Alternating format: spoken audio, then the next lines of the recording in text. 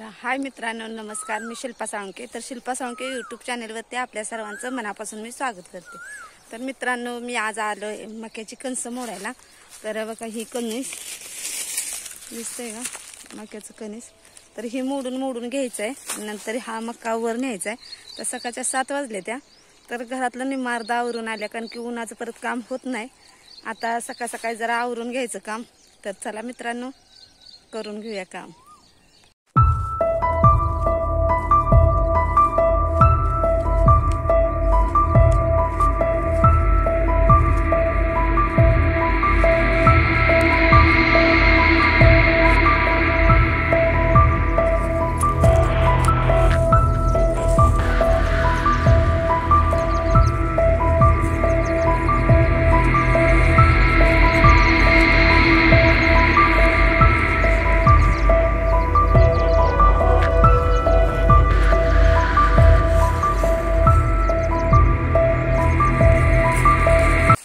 मित्रांनो, मैत्रिणींनो, हे बघा निम्मार्थ झालेलं आहे माझी कणस मोडून.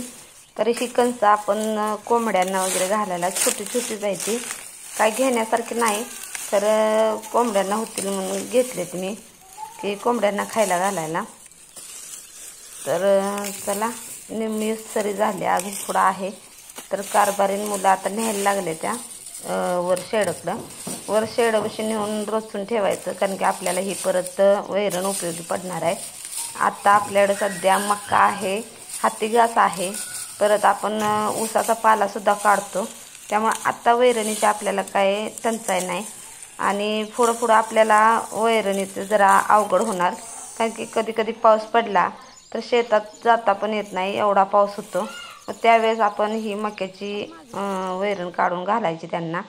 म्हणजेच की हाती घास आणि वैरण काढली तरी चालते, पाला नाही काढला तरी.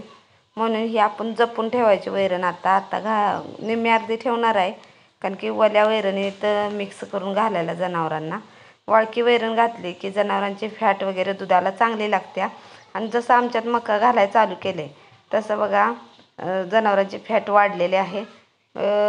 तर जनावरांना वाळकी वैरणसुद्धा पाहिजे उन्हाळ्याची, कारण की पाणीसुद्धा भरपूर पितात.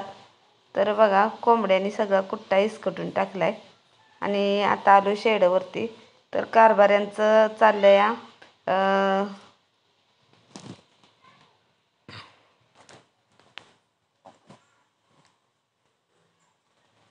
जनावर कशी उभा राहिलेत बघा, त्यांचं खायचं टाईम झाले. तर त्यांना खायला टाकायचं आहे आपलं खाद्य वगैरे. आणि कारभाऱ्यांचं चाललं आहे आता आपलं काय म्हणतात, मका जो वरती नेला आहे शो बघा, निम्मा नेला आहे, निम्मा न्यायचं चालू आहे. कारण की वरती शेडवरती मी जाऊन वापस आले, दुसरे सरी मोडाय घेतल्या. आणि कारभारी आणि विराज यश मका वरती नेते त्या. तर वरती नेऊन आपण रोचून घ्यायचा आहे मका. तर चला, कसा रोचून घ्यायचा बघायचं, कारण की जपून ठेवायला पण भरपूर लागतं जनावरांची. खरं आपल्याकडं जागा अपुरा पडतोय, त्यामुळं थोड्या जागेत कसं आम्ही नियोजन केलं आहे. नक्की व्हिडिओ कंटिन्यू करा, म्हणजे कळेल की छोट्याशा जागेत आम्ही कसं रचलं.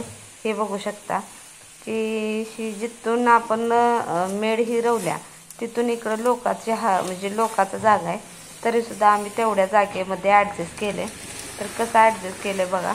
आणि यशराज लागला या वरती चढायला, कारण की शेडच्या वरती आम्ही ज्यावेळेस ऊसतोड होती त्यावेळेस वाडं आम्ही वरती टाकलं आहे शेडावरती. ते आता वाळलं आहे, ते सुद्धा ह्याच्यावरती रचून घ्यायचं आहे.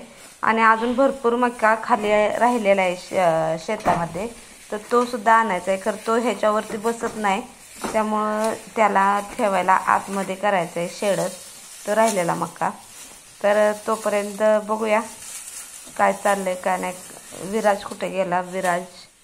विराजचं चाललंय खाली मक्याचं ढाळ वगैरे पडले, त्या मका पडलाय तो गोळा करायचा चाललंय विराजचं. आणि यशराज लागलाय वाढ द्यायला. माझं चाललंय बघा व्हिडिओ करायचा, काम ठेवलं आणि व्हिडिओच करत बसल्या.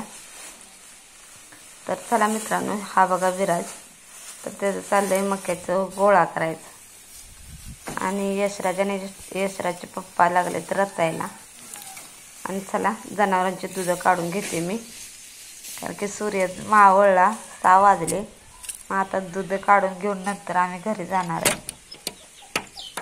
तर चला, कांदा काढून ठेवले त्या घरी न्यायचं आहे ती.